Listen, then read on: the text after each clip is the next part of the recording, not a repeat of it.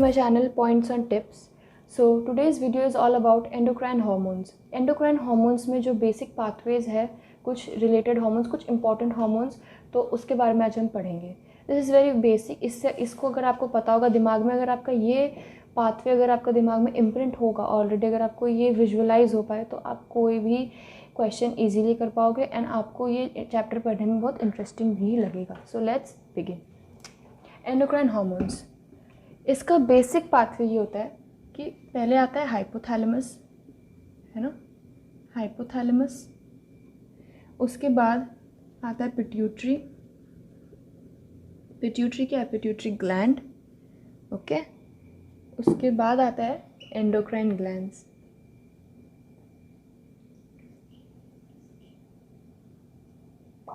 ये इसको सिग्नल भेजता है, ये इसको, एंड देन उसके बाद यहाँ पे हार्मोन रिलीज़ होता है. ठीक है, हार्मोन रिलीज. अब ये जो पिट्यूटरी ग्लैंड है इसके दो हेड्स हैं.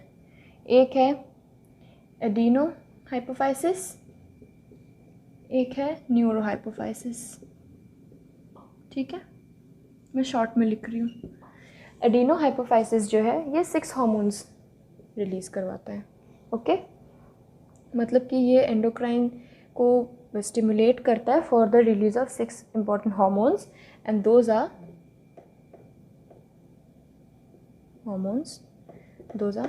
first is TSH, second is prolactin,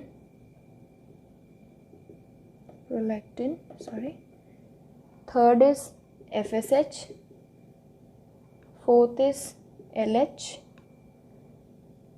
fifth is ACTH and sixth is GH. जो न्यूरो हाइपोफाइसिस है इससे सिर्फ 2 हार्मोन्स की बात करेंगे हम.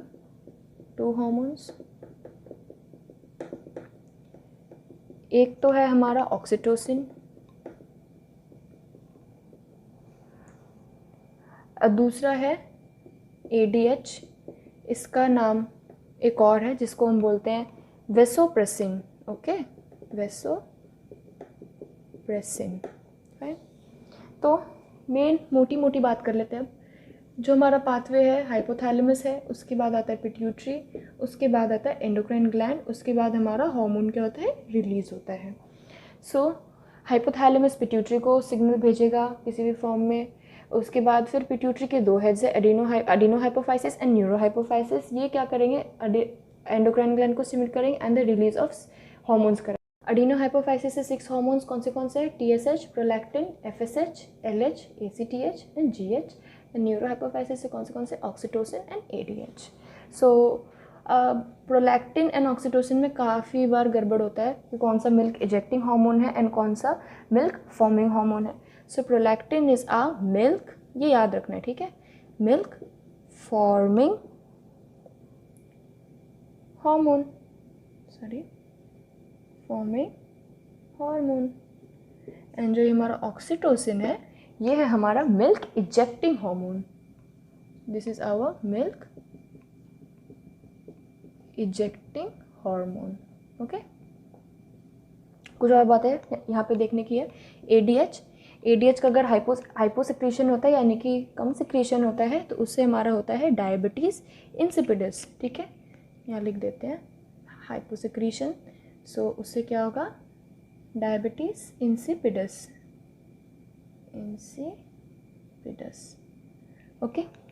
सो ये तो था हमारा बेसिक. अब हम एक हार्मोन्स के बारे में उसका पाथवे डिस्कस करेंगे in this same path flow chart. पहले हाइपोथैलेमस, फिर pituitary and then the endocrine gland. So keep watching.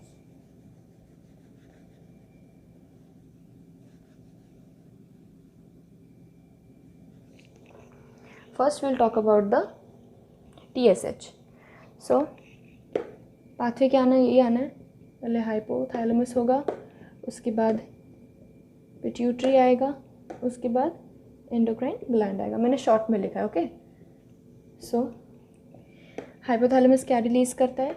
TRH. This is thyrotropin releasing hormone. पूरा नाम लिख देती हूँ मैं, थायरोट्रोपिन releasing हार्मोन। ओके, अब क्या होगा, ये स्टिमुलेट करेगा पिट्यूटरी को एंड पिट्यूटरी क्या निकालेगा, TSH। This is thyroid stimulating hormone, thyroid stimulating hormone. अब ये TSH जो है ये स्टिमुलेट करेगा एंडोक्राइन ग्लैंड को और यहाँ से अब हमारा क्या निकलेगा, थायराइड हार्मोन। ठीक है, मतलब थायराइड ग्लैंड को स्टिमुलेट कर रहा है और यहाँ से हमारा निकल रहा है thyroid hormone, that is T3 या फिर T4। T3 को हम क्या बोलते हैं, try iodo thyronine, and T4 को क्या बोलते हैं, थायरोक्सिन। ठीक है, अब अगर इसका एडिक्वेट अमाउंट में है, इसके वैल्यू में ऊपर नीचे हो जितना हमारी बॉडी में चाहिए, तो उसके वजह से दो बीमारियां हो सकती है। एक हो सकती है ग्रेव्स डिजीज़, ठीक है, और एक होता है MNG। इसका फुल फॉर्म है मल्टी नोड्यूलर गॉइटर। ओके, और अगर इसके लेवल्स में ऊपर नीचे हो, this will cause simple goitre. अब हमारी बॉडी में भगवान ने एक ऐसा मैकेनिज्म बनाया जिसके कहते हैं हम नेगेटिव फीडबैक मैकेनिज्म। अब अगर इसका लेवल्स बढ़ता जा रहा है तो ऑटोमेटिकली कोई डिजीज़ कॉज करेगा। तो इन अ हेल्दी ह्यूमन बॉडी जब ये बढ़ता है तो ये क्या करता है, नेगेटिव फीडबैक देता है। ये किसको नेगेटिव फीडबैक देगा, TSH को नेगेटिव फीडबैक देगा कि भाई रुक जा, अब और मत निकाल हार्मोन, अदरवाइज हमारा क्या हो रहा है, यहाँ बहुत ज़्यादा इंक्रीमेंट हो रहा है। दिस TSH किसको नेगेटिव फीडबैक देगा, TRH को। अब अगर यही स्टॉप हो जाएगा तो ये पूरा पाथवे तो होगा नहीं, तो ये हार्मोन्स क्या हो जाएंगे, बैलेंस में आ जाएंगे। So this is the full pathway for TSH। Okay,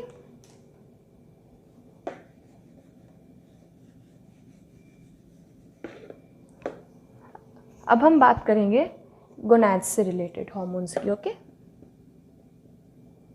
जिसमें हमारा FSH एंड LH दोनों कवर हो जाएगा। सो वही पाथवे आना है, हाइपोथैलेमस, उसके बाद आना है हमारा पिट्यूटरी, उसके बाद हमारा आना है एंडोक्राइन ग्लैंड।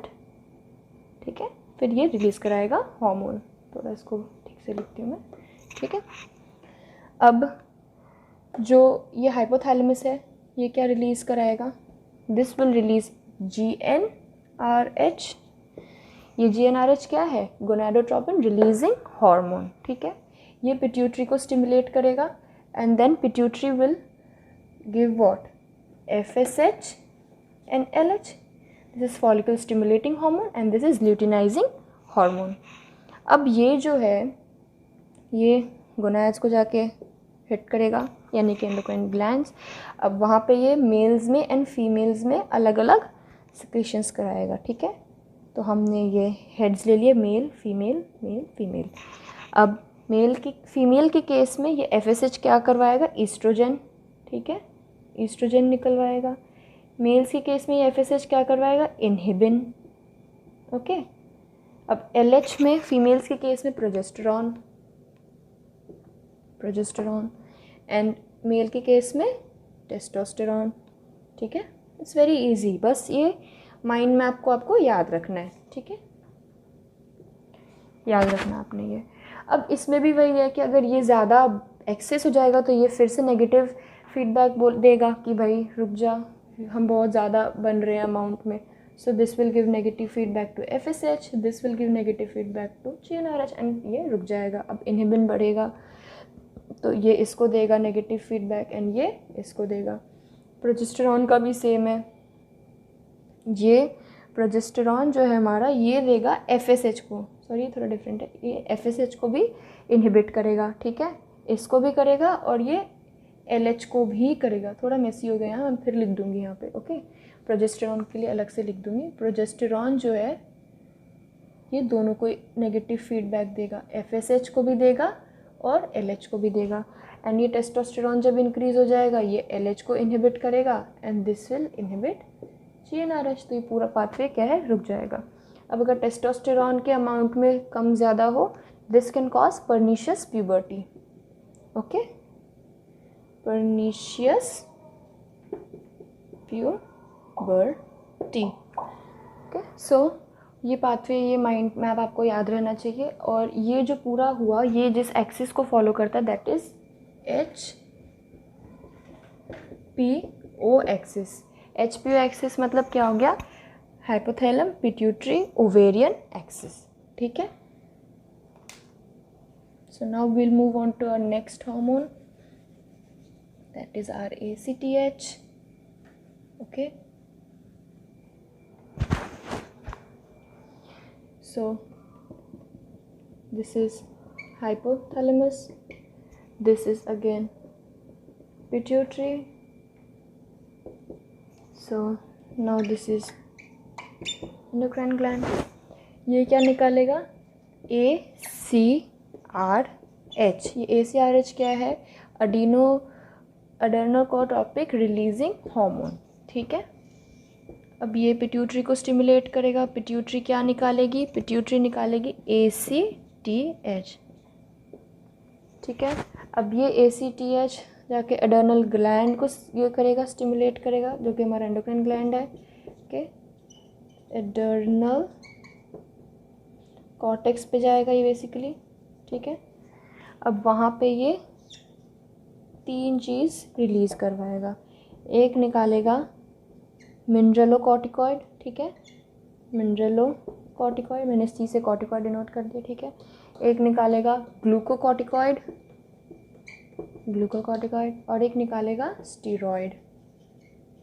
ठीक है, अब ये जो 3 है ये हमें याद रखने कि कहाँ से निकलता है। ठीक है, एडर्नल कॉर्टेक्स में भी 3 पार्ट्स हैं जिसको हम याद रखेंगे by the mnemonic G, F and R.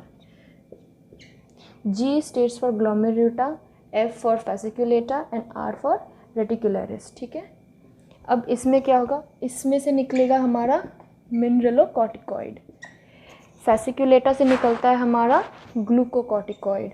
ठीक है, ग्लूकोकॉर्टिकॉइड, एंड रेटिकुलरिस से निकलता है हमारा सेक्स स्टीरॉयड। ये जो स्टीरॉयड है इसका पूरा नाम है सेक्स स्टीरॉयड। ठीक है, सेक्स स्टीरॉयड है तो नाम से ही पता चल रहा है। ईस्ट्रोजन, प्रोजेस्टेरॉन, टेस्टोस्टेरॉन हार्मोन्स होंगे। मिनरलोकॉर्टिकॉइड यानी कि एल्डोस्टेरॉन हो जाएगा। एल्डोस्टेरॉन मिनरल्स का अब्जॉर्प्शन कराएगा, जैसे कि क्या हो गया? सॉल्ट एब्जॉर्प्शन हो गया। सॉल्ट में भी क्या आ जाएगा? NaCl। ठीक है, इसका और ये जो पोटेशियम है इसका ये क्या कराएगा? अब्जॉर्प्शन कराएगा। ठीक है, और ग्लूकोकॉर्टिकॉइड्स क्या निकालेगा? ग्लूकोकॉर्टिकॉइड्स निकालेंगे जैसे कॉर्टिसोल, एक और हो जाएगा कॉर्टिसोन। ये दोनों क्या है?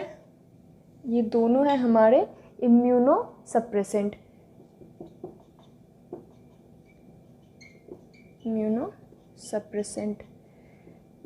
अब ये जो इम्यूनो सप्रेसेंट है, ये इम्यूनो सप्रेसेंट बहुत सारी जगह पे यूज़ आते हैं। जैसे कि किसी बंदे को लेट्स से एलर्जी हो गई। अब एलर्जी हो गई तो उस केस में क्या हो रहा है? उसका इम्यून सिस्टम ही उसे अटैक कर रहा है।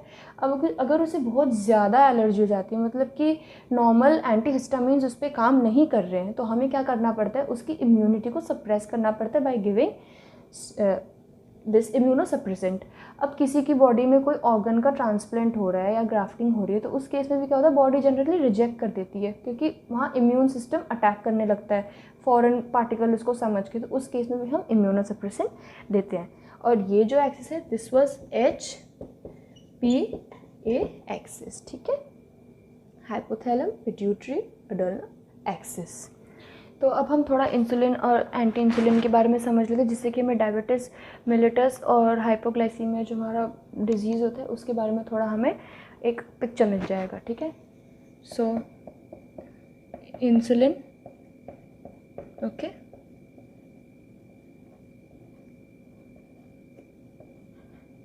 इंसुलिन, और जो इसके एंटागोनिस्ट काम करेगा that will be anti insulin. Okay, anti insulin. Fine, अब जो ये इंसुलिन है, इंसुलिन का काम क्या होता है? इंसुलिन का काम होता है ग्लूकोज को ग्लाइकोजन में कन्वर्ट कराना। ओके, ये याद रखना है हमें। ग्लूकोज को ग्लाइकोजन में कन्वर्ट कराना। अब अगर इंसुलिन का बहुत ज़्यादा सिक्रीशन हो जाएगा, अगर हाइपर सिक्रीशन हो जाएगा, है ना, हाइपर सिक्रीशन हो जाएगा, तो क्या होगा, जितना ग्लूकोज होगा सब ग्लाइकोजन में कन्वर्ट हो जाएगा। Body will run short of glucose. So body में क्या कंडीशन हो जाएगी, बॉडी में हाइपोग्लाइसीमिया डेवलप हो जाएगी due to the hyper secretion of insulin. Body में क्या डेवलप हो गया, हाइपोग्लाइसीमिया। Okay, hypoglycaemia. अब एंटी इंसुलिन जो मैंने बताया था कि काम करता है, इसके एंटागोनिस्ट्स। सो इसमें एग्जाम्पल्स हो जाएंगे क्या क्या, ग्लूकागॉन, एक हो जाएगा GH ग्रोथ हार्मोन, एक हो जाएगा कॉर्टिसोल। अब ये क्या कराएंगे, इसका ऑपोजिट, यानी कि ग्लाइकोजन को कन्वर्ट किस में कराएंगे, ग्लूकोज में। अब अगर एंटी इंसुलिन का सिक्रीशन ज़्यादा हो जाएगा, तब क्या होगा, सारा ग्लूकोज क्या होगा, ग्लाइकोजन क्या होगा, ग्लूकोज में कन्वर्ट होने लगेगा। मतलब ग्लूकोज का क्या होगा, अमाउंट बढ़ जाएगा अगर एंटी इंसुलिन का हाइपर सिक्रीशन हुआ। सो hyper secretion of anti insulin से क्या होगा, बॉडी में ग्लूकोज क्या होगा, बढ़ जाएगा।